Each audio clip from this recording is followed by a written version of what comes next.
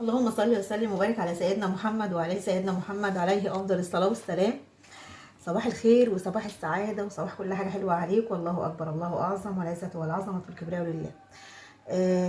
كان ليا صديقه على القناه، قالت لي انا عايزه اعمل، ما عنديش مضرب وعايزه اعمل تورتايه لاولادي من غير مضرب. انا عملت لك التورتايه دي من غير مضرب، من غير عجان، من غير محسن جل. عارفه يعني هتعمليها. اتفرجي على الطريقه وقولي لي ايه الطريقه، ايه رايك فيها. بصي ما شاء الله، احسن من اللي انت لو هتجيبيها من بره دي. شوفي هتجيبيها بكام، شايفه الارتفاع ما شاء الله، شايفه. يلا معانا نشوف انا عملتها ازاي، يلا بينا. بسم الله الرحمن الرحيم. معايا هنا الخلاط، طبعا كلنا عندنا خلاط. فده دي تورته الخلاط بقى، بلاش بقى مضرب وبلاش كل ده. في الخلاط نزلت هنا كسرت 4 بيضات اللي 4 بيضات متوسطين زي البيض اللي بتجيبيه. حطيت كيس فانيليا، حطيت كوبايه سكر. كوبايه السكر دي بالظبط 180 جرام سكر، يبقى 180 جرام سكر اللي هي كوبايه الشاي بتاعتنا دي. 4 بيضات، كيس فانيليا. هضربهم كويس في الخلاط لحد ما السكر معايا يدوب، والاقي الخليط بقى لونه كريمي، وهو بقى كريمي ولونه فتح. بصوا اهو، خلي بالكم انا طبعا بفصل الفيديو واشغله. الظبط هيتظبط معايا بقى ايه وانا بطفي. لازم احط الغطا عشان وانا بطفي ممكن يطرطش معايا. هنا بقى هعمل ايه؟ معايا هنا بالظبط كوبايه الا شويه زيت، يعني معادل 150 جرام زيت. هنزل بيهم. خليت السرعه بتاعه الخلاط على واحد بس، على اول سرعه، السرعه البطيئه. وانا بنزل بالزيت بالراحه كده سرسوب عشان يتقل معايا وما يفصلش معايا. ويديني قوام كويس. ما طبعا ما ضربتوش كتير، ضربته يا دوب لحد ما الزيت بس لف كده معايا مع الخليط، وبقى بالقوام اللي انتوا شايفينه ده. يا دوب هي ما كملتش مثلا نص دقيقة بالظبط، ضرب وضرب على السرعة الأولانية. انا كنت ضاربه البيض والسكر على السرعه الاخيره. خلاص هنا هنركن بقى الخليط بقى، وتعالوا نشوف المواد الجافه عباره عن ايه. المواد الجافه عباره عن كوبايتين دقيق، اللي هو الكوبايه المعياريه. الكوبايتين دول بالظبط كده 250 جرام. 250 جرام دقيق. هنحط عليهم معلقتين كبار كاكاو خام. ده كان اخر حاجه عندي في الكاكاو، المعلقتين دول. كمان ما كنتش لاقيه امبارح، يعني مش عارفه في ايه، مع انه غلي بقى ب 200 جنيه، يعني مش عارفه في ايه بالظبط. كوبايتين دقيق ما يعادل ربع كيلو او 250 جرام. معلقتين كبار كاكاو خام اسباني. معلقه كبيره بيكنج باودر. لو عندكيش ما عندكيش بيكنج باودر سايب، هتحطي كيس بيكنج باودر اللي هو 16 جرام. حطيت ذره ملح. قلبت كل الخليط ده في قلب بعضه، وكده هنزل كده واحده واحده. وخلوا بالكم انا بقلب بالراحه، يعني خلينا متفقين ان احنا بنبقى مسرعين الفيديوهات. فانتي بتهيألك ان انا بقلب بسرعه، انا بقلب بالراحه. شويه بشويه كده احط الدقيق لحد ما اخفيه في قلب الخليط. بصي، انا هنا برضو بتعامل مع الكيكه دي على انها كيكه سبونج مش كيكه شاي. يعني دي مش كيكه شاي خالص، يعني انت حتى لو جيتي تاكليها للشاي مش هتلاقيها زي سبحان الله كيكه الشاي اللي احنا بنعملها حطها كلها على بعضها، لا خالص. يعني هتشوفي النتيجه ايه في الاخر. طبعا هنا القوام بقى تقيل جدا، ما حطيناش عليه اي سوائل. معايا هنا كوبايه لبن. اللهم صل على سيدنا محمد. هي كوبايه لبن الا حاجه بسيطه. وهبدا هنا احط ايه؟ احط اللبن واحده في واحده، يعني شويه بشويه، واقلب واقلب زي ما انتم شايفين كده، عشان اللبن لو حطيته مره واحده الخليط معايا هيهبط، والتورتيه هتهبط، مش هتبقى مظبوطه خالص. المهم، اللهم صل على سيدنا محمد. طبعا اللبن ده برضو كوبايه الا شويه ما يعادل 150 ملي لبن. يعني دي كوبايه الا شويه اللي انت شفتيها في قلب الفيديو. حطيت هنا الكوبايه اللبن، قلبتها. حطيت معلقه كبيره خل. الخل تحطيه بعد ما تخلصي كل حاجه عشان يتفاعل كويس. طبعا مولعه الفرن على درجه حراره عاليه. لما اجي احط الصينيه هوطي درجه الحراره ل 160 درجه. خلصت اهو. اديتها بس هبدتين كده عشان الهواء يخرج منها. طلعت بالمنظر اللي انتوا شايفينه ده. الصينيه دي مقاس 20. حابه تعمليها في صينيه اصغر هتبقى اعلى من كده. حابه تعمليها في صينيه في صاج هيبقى 30 في 40. اللهم صل على سيدنا محمد. لكن دي الصينيه دي مقاس 20. قعدت معايا قد ايه في الفرن؟ قعدت معايا 50 دقيقه. قعدت معايا بالظبط 50 دقيقه في الفرن. خلي بالك انت بعد 30 دقيقه هتبصي عليها. احنا كده تمام ماشيين مع بعض تمام. بصوا ما شاء الله عامله ازاي. بالظبط انت عامله سبونج، انت مش عامله كيكه عاديه بالخلاط ابدا. بصي ما شاء الله عامله ازاي. انا بوريها لك اهي من جوه كانك بالظبط عامله السبونج. بصي لما هعمل سبونج انا في كيكه بعملها، يعني في تورتايه بتتعمل تاني هوريها لك، وهوريكي برضو ان دي زي دي. بس انت عشان طبعا طلبتيها فانا كان لازم اعملها لك يعني. بس في حاجات مثلا المضرب، المضرب لما بنشتغل بالعجان او بالمضرب ونحط بقى محسن جل والحاجات دي كلها، الحاجات دي رافعه. الحاجات دي كلها بتقلل معانا البيض وترفع وترفع الكيكايه. ففي كل حاجة ليها ايه، ليها مميزاتها برضو وليها عيوبها يعني. لكن دي كتير قوي، حاجاتها كتير وممكن تهبط منك بسرعة، نسبة نجاحها مثلا ما تبقاش قوي. فهماني لو انت مش ماشية على الطريقة صح. المهم انا قطعتها 3 ديسكات زي ما شفتي كده، شلت الجزء اللي فوق ركنته. كل الاجزاء اللي انا بشيلها دي هوريكم انا هعمل بيها ايه باذن الله في الاخر. بس مش اخر الفيديو يعني، هجيب فيديو يعني مخصوص كده واوريكم حاجات حلوه قوي منه باذن الله. هنا جبت كوبايه كريم، كريم شانتيه، حطيت عليها كوبايه ميه متلجه، وحطيت عليها طبعا وهو بيتضرب معلقتين سكر ناعم، سكر بودر.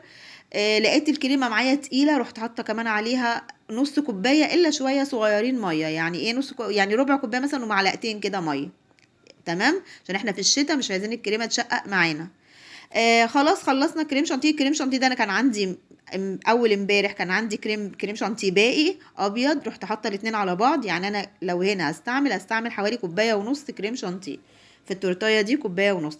انا هنا استعملت كوبايه لان كان عندي كريم شانتيه حطيته على الكريم شانتيه وهو بيتضرب. جبت كيس الحلواني، مليته طبعا زي ما انتم شايفين كده، لان اسهل حاجه تشتغلي بيها كيس الحلواني. هيديكي مستوى كويس، لا هيبقى حته عاليه ولا حته واطيه خالص. طبعا بما ان انا الكريمه دي كريمه بيضه، وانا عامله تورتايه بالشوكولاته، فهنا هنزل بقى بالجناش على الكريمه وانا شغاله. لان انا بحب لو فاض معايا كريمه يفيد معايا كريمه بيضه. الكريمه البيضه بعرف اتحكم فيها كتير قوي، اخليها بقى لونها احمر ازرق، اي حاجه اللون اللي انا عاوزاه. دي حاجه. تاني حاجه لو عايزاها برضو بالشوكولاته اعملها بالشوكولاته. لكن الكريمه لما بتبقى كريمه بالشوكولاته بتبقى هي خلاص كريمه بالشوكولاته، لازم تفضل كده يعني اشتغل بيها في حاجه في شوكولاته.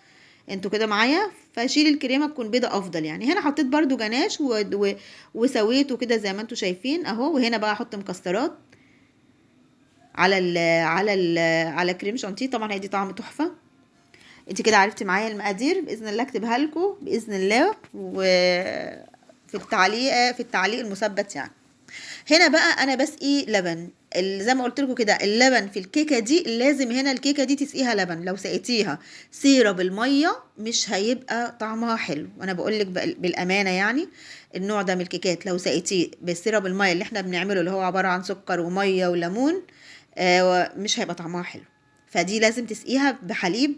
عايزه تحطي على الحليب مثلا معلقه كاكاو تمام، مش عايزه، انا ما بحبش احط، بحب اللبن يبقى طعمه باين كده ويدي طعم حلو في التورتايه. بدات هنا برضو ايه اعمل ايه بقى، ايه امشي بقى الكريم شانتيه بقلب. يعني انا كده شغلي كده دلوقتي بكيس الحلواني. كيس الحلواني بقى او كيس ثلاجه، المهم اللي انت ايه اللي عندك اشتغلي بيه اهو. ببدأ هنا اعمل ايه، اوزع. التوزيع بتاع كيس الحلواني بيكون افضل واحسن، وما بيخليكيش تقعدي كتير تقعدي تسوي في التورته بقى وتجلسي وتعملي، لا لا خالص. بصوا هنا انا ببدأ هنا اشوف الجزء اللي بس ما فيهوش كريم شانتيه، وابدأ احط كده فيه. وهنا بصوا بالسباتولا دي، ويا دوب بصوا انا يا دوب هنا بشيل بقى الزيادات، يا دوب هنا بساوي بس كده. انتوا شايفين انتوا كده معايا؟ وهو الجزء اللي مثلا ما بيبقاش فيه بقى ايه بحط له الكريمه منه فيه كده اهو. وهبدأ هنا اساوي برضو كده بالراحه. شوفي ما شاء الله الكريمه ناعمه وجميله ازاي، ما شاء الله ما شاء الله يعني. طبعا انا مش عارفه اقول لك طبعا الكريم شانتيه لو انت ما عندكيش طبعا مضرب، فانا عايزه اقول لك لو هتحطي مثلا كريم، هتحطي كوبايه كريم شانتيه على كوبايه الميه المتلجه دي، او كوبايه وربع اللي احنا بنحطهم. وهتحاولي تعمليه بايدك، هتعمليه بالمضرب، هو هيتعمل معاكي بالمضرب اليدوي لكن هو هيوجع ايدك، بس هيبقى محتاج صبر شويه. انت ممكن تعمليه، بس ايه لو انت عندك صبر شويه هيتعمل معاكي، ممكن تشتغلي وتريحي ايدك شويه كده يعني. انا والله حابه عايزه اعمل لك اي حاجه يعني ايه تكون مريحه ليكي انت.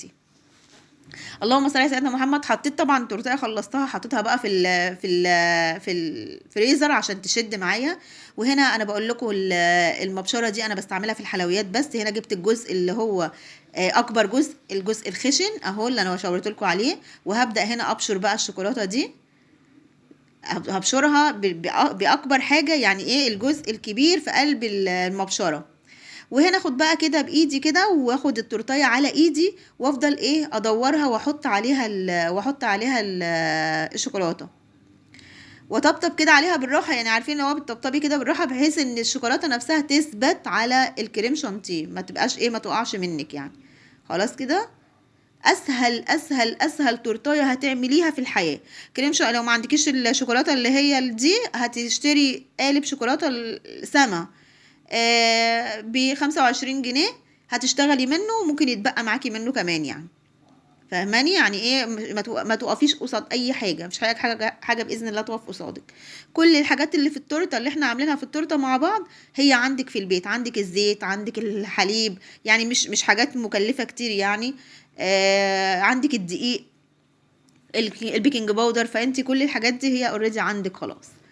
شوكولاته لو فيها كده هتجيبي باكو شوكولاته ده، او اللي هو سما، تلاقيه ب25 جنيه، تبشريه تشتغلي بيه زي الفل، وهيتبقى معاكي على فكره باذن الله. هنا انا بستعمل، هنا كنت خلصت بقى، هنا بجيب بقى تب، بختار بقى التب اللي انا هشتغل بيه. كنت حطيت طبعا باقي الكريمه في التلاجة عشان تفضل برضو متماسكه. وهنا نفس الكيس اللي انا اشتغلت بيه هو اللي انا حطيت فيه التب اهو، وبدات اشتغل بيه. التب ده زي تب اللي هقول لكم ايه، البيتي فور، بس ده صغير يعني. ده الصغير، تب البيتي فور بيكون كبير شويه، ده الصغير بتاعه. بصوا شايفين المنظر؟ بصوا بقى، انا قلت ايه اقرب لكم كده عشان تشوفوا الطريقه بتاعه الروزيتا بتتعمل ازاي اهي. يعني اعملي الروزيتا كده بمنظرها، ما شاء الله ما شاء الله، تحفه تحفه تحفه، ومنظرها في الحقيقه تحفه والله. طبعا انتوا عارفين ان انا بصور بالتليفون بتاعي العادي ده، فالكاميرا بتاعته كمان اللي هي مش الواو يعني، ده بتجيب الحاجه بتبقى اصلا شكلها احلى من التليفون والله. اللهم صل على سيدنا محمد. خلصت هنا خلصتها ايه. تعالوا بقى لسه هنشوف هنعمل ايه. هجيب بقى هنا الشوكولاته بتاعتنا اهي، واجيب بقى المعلقه، بالمعلقه بقى توزعي بالمعلقه، عشان بصي بالراحه كده، ما تجيبيش بقى شوكولاته على الروزيتات، فما ما يبقاش شكلها حلو يعني. فاهماني؟ اللي هو بالراحه كده، اشتغلي بالراحه.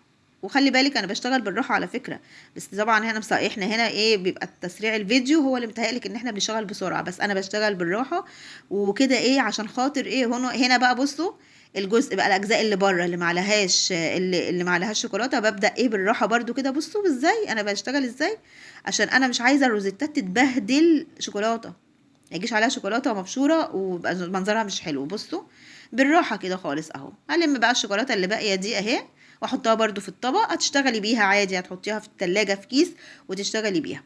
معايا هنا الكريسبي البني ده، انا كده حطيت، انا ما كانش هيكفي عندي، كان اخر حاجه عندي، فقلت احط بين كل روزيتا وروزيتا اسيب واحده يعني، واحط واحده.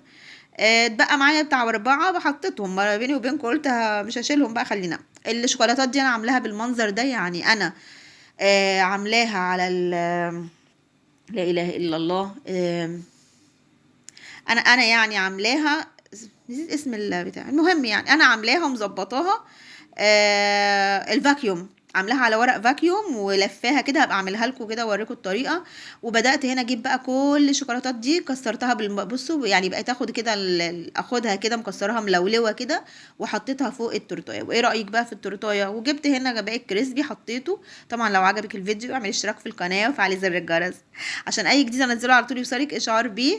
وما تنسيش اللايك، عشان اللايك بيرفع معايا الفيديو، بيخلي ناس كتيره تشوف الفيديو. وقولوا لي ايه رايك فيها. طبعا انا عينيا ليكم، واللي عايز حاجه يقول لي عليها وانا باذن الله هعملها له.